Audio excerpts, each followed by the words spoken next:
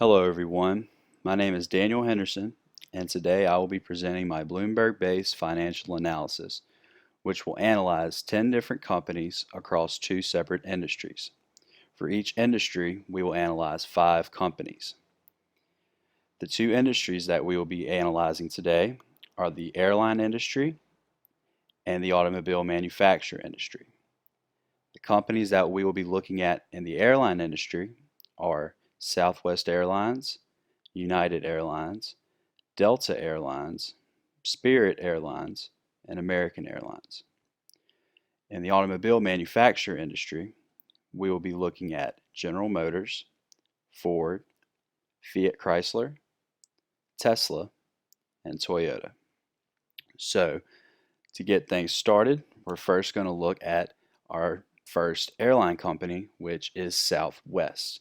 Now, looking at the cash current and quick ratio, which should show us their short-term performance, we see that the numbers show us um, that their short-term performance wasn't very good and that they might not be able to pay off their obligations in the short run, but they do stay relatively um, the same over a few years. We don't really see much of a difference.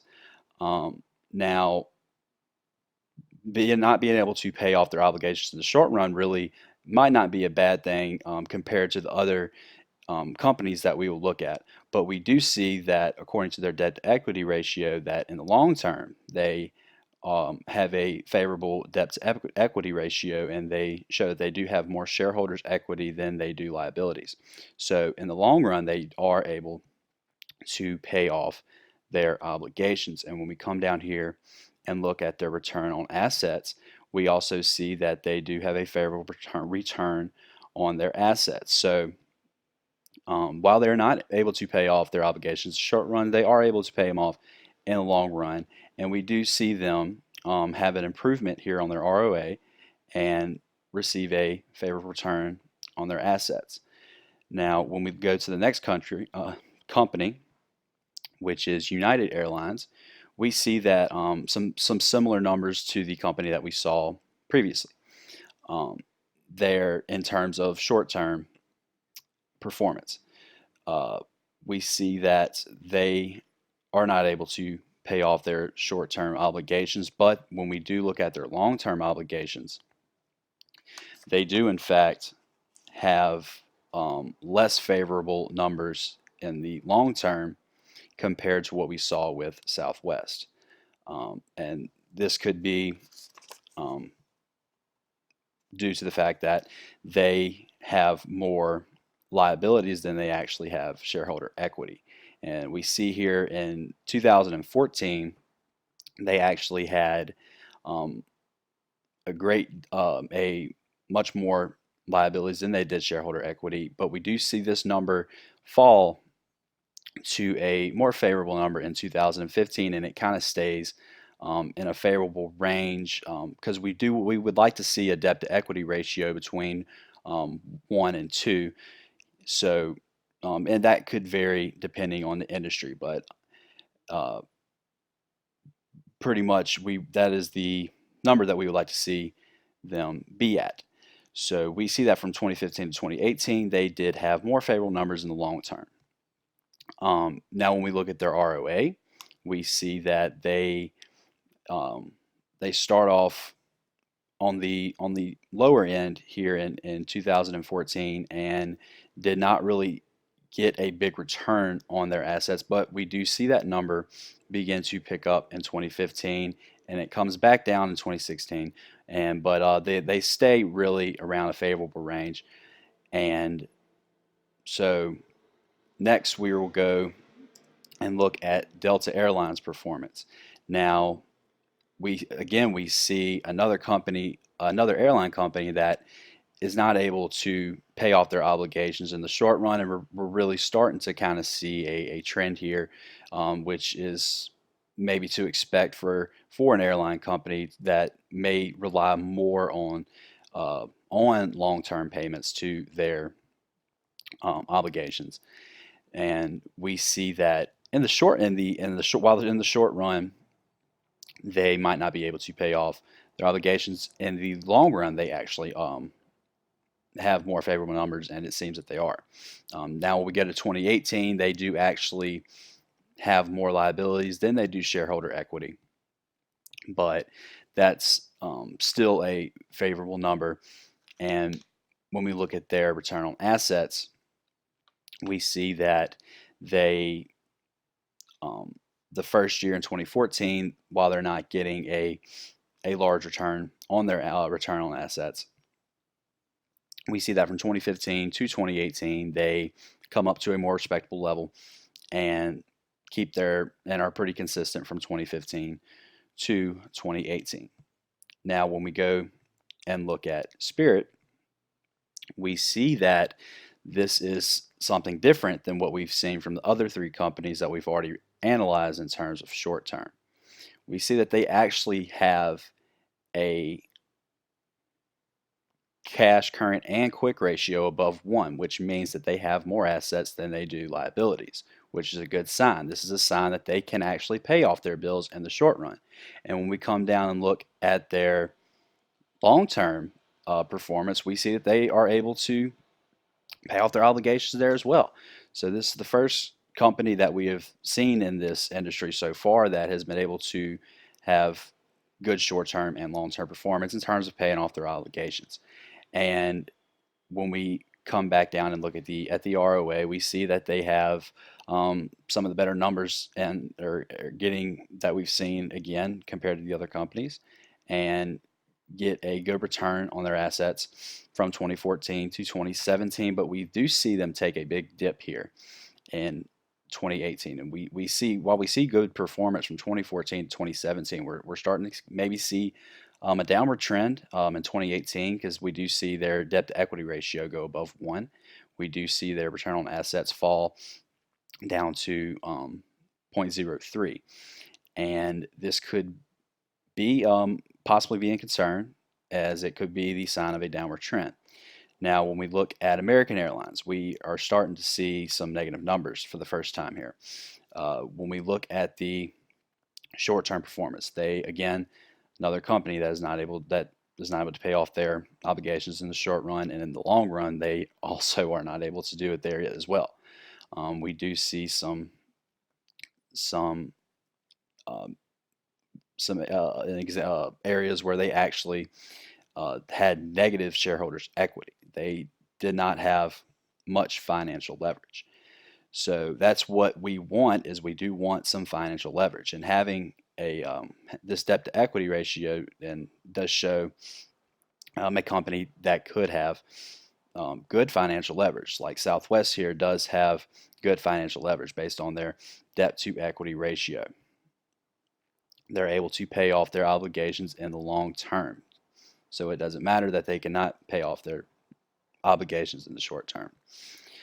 So when we go back to American Airlines, we look at their return on assets and see that they're very similar numbers to what we have seen so far. Not much of a gap between what we have seen from other companies. So after we've looked at all these companies, what I'd like to do now is focus on their return on equity, and compare each company based on their return on equity. So when we come back to Southwest, we see that their return on equity was fairly well from 2014 to 2018, and while we're going to compare their return on equity to other companies here, we see United Airlines also was getting a good return on equity. And this could possibly be a typo here, the 1.29. But as we go to Delta, we see again, while in 2014 they could have possibly maybe wanted more out of their return on equity. We do see this number go up, and we see it kind of going with the return on assets here. While their return on assets go up, so does return on equity. And when we compare them to other companies, we see that they are right around the same area as Southwest, and as well as Spirit. Spirit is another company that does have good return on their equity, and American Airlines actually loses has, like we said, in 2018 and 2017 they actually had negative um, shareholders equity, which is not a surprise that their return on equity was a negative number here in 2018. So after looking at all these numbers, we see that um, for the most part in this industry, most of these companies don't really um, rely on being able to pay off their obligations in the short term, um, which is understandable. Um, this is a industry that um, where I could see that being normal. And we tend to see that in the automobile manufacturer industry, which we'll get into in a minute here.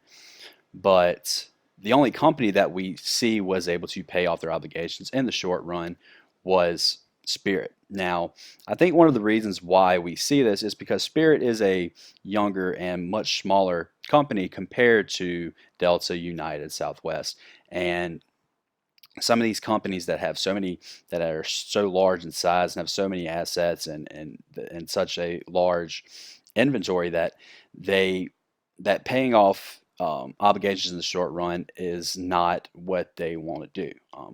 The bigger company you have, the more likely you're going to focus on being able to just pay it off in the long term, and using your financial leverage and the money that you're getting from investors in order to pay off um, these payments in the long run.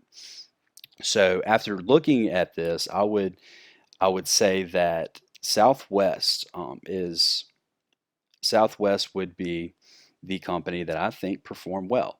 Um, while they weren't able to pay off their obligations in the short run, they did.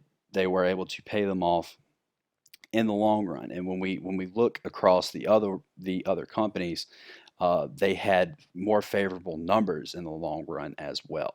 They had more leverage than these other companies do, and they stay more consistent than these other companies do. Delta does do well, but we do see their number go above one here in 2018, which shows that they actually had more liabilities than shareholders' equity. And while Spirit is able to pay off in the short run, we see that again they as well do not are not able to pay it off, um, and they were not able. They had more shareholder liabilities and shareholder equity. So I would definitely say that, judging from these numbers, that Southwest Airlines does have the best performance here. Now, when we go into automobile manufacturers, we're first going to look at General Motors, and we see that short term they are not able to make their short term obligations here. Now, we do see in 2014 that they do have a good number here in 1.27, but this number does eventually fall. This was definitely more of a while we saw a lot of similarities between the airline companies, I felt like when I'm looking at the automobile manufacturer companies that we saw more variance between the companies in terms of their numbers. So when we come back to General Motors, we see that they were able to make their long-term payments in 2014, but over the course of the 5 years, we see that go up. Um, and they actually had a negative return on assets and equity in 2017. When we get into Ford, we see that they actually had a favorable numbers in the short term, according to their quick ratio. We really would like to look at the quick ratio because I feel that the quick ratio is a better representation of short term.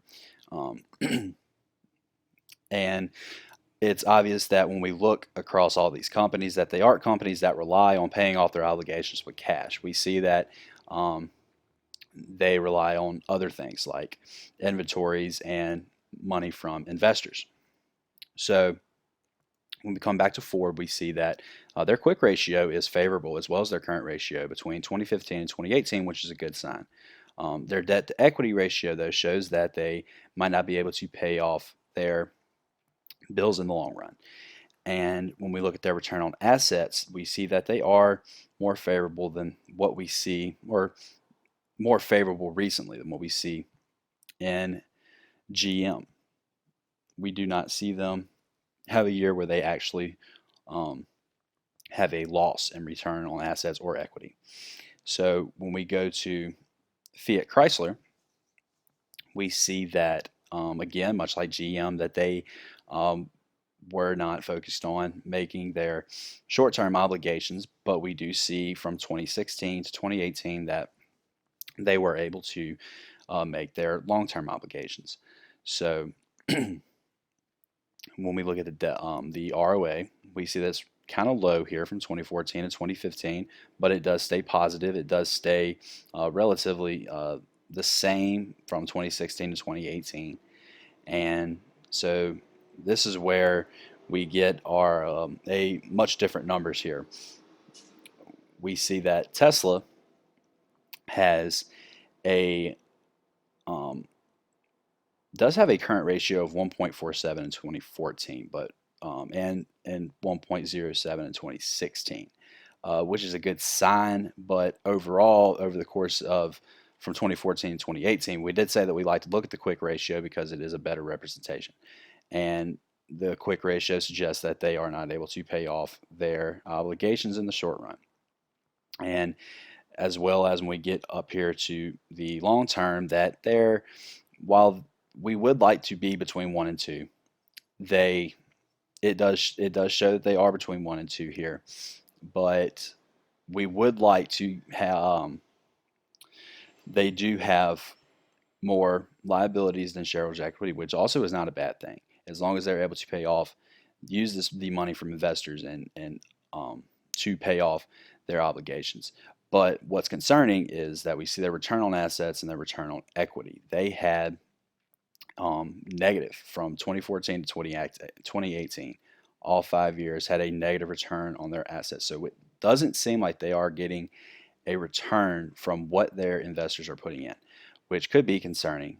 And just on the side, we do know that Tesla has always been a controversial company, and which could be potentially a reason why, as to why we see those numbers there. And the last company that we're looking at here in the automobile manufacturing industry is Toyota. Now, Toyota definitely has the most consistent numbers that we have seen throughout all of these companies. Well, definitely that we have seen in this industry, but also compared to the companies that we saw in the airline industry. And we see that while their cash ratio is relatively low, it does show that their current ratio stays above 1, which shows that they may put more focus into paying off their obligations, maybe with inventories, since their current ratio stays above 1. We do see their quick ratio also come up to above 1. And in the long term, they have favorable numbers as well, and shows off they're able to pay off their long-term obligations. When we look at the return on assets, again, they stay relatively the same from 2014 to 2018, as well as their return on equity. So going back and looking at all these companies, I had to say that like Toyota definitely performed better than these other companies. Um, we see that from in 2017 and 2018, they were actually able to pay off their obligations in the short term and the long term, and they had a decent ROA as well as an ROE, uh, which they check all the boxes here and just consistently performed better than these other companies. While so what that does show us, like I said, going back to consistency, this consistency does show us that their management is doing the right thing right now. We see that their numbers have been the same because they found what is working, which is a good sign to investors. You know, you want to go with a company that is making improvements and that is not and that has good management. that shows that they can make the right choices. And according to the numbers, when we see this consistency, we see that um, management is doing the right thing. They are focusing on the right things at Toyota. So, having said that, when we look at all the companies together, uh, we chose Southwest, which we said performed best in the airline industry, and we go back to Toyota, which we said performed best in the automobile industry. And while they did have very similar numbers here, Toyota was actually able to pay off their obligations in the short run. While they weren't able to pay them off all 5 years, we do see in 2017 and 2018 they were, which is something that Southwest was not able to do. And now these are two different industries. These numbers are hard to compare because industries can be different in this sense. Um, but when it came down to the two companies, one thing we do see with Southwest that is negative compared to what we saw with Toyota is it's not as consistent. It is consistent with their numbers, but it's not as consistent as we see with Toyota. We do see a dip here from 2014 to 2015. When we look at their ROA, we see that their ROA does go up, but it does start to come down here in 2018. Um, and it's still good numbers that we're seeing. But when we go back to Toyota, we see that their numbers really do not change much. And this is, I think, if I'm an investor, I like this company more. So that will be all today for my presentation. Thank you for your time and have a good day.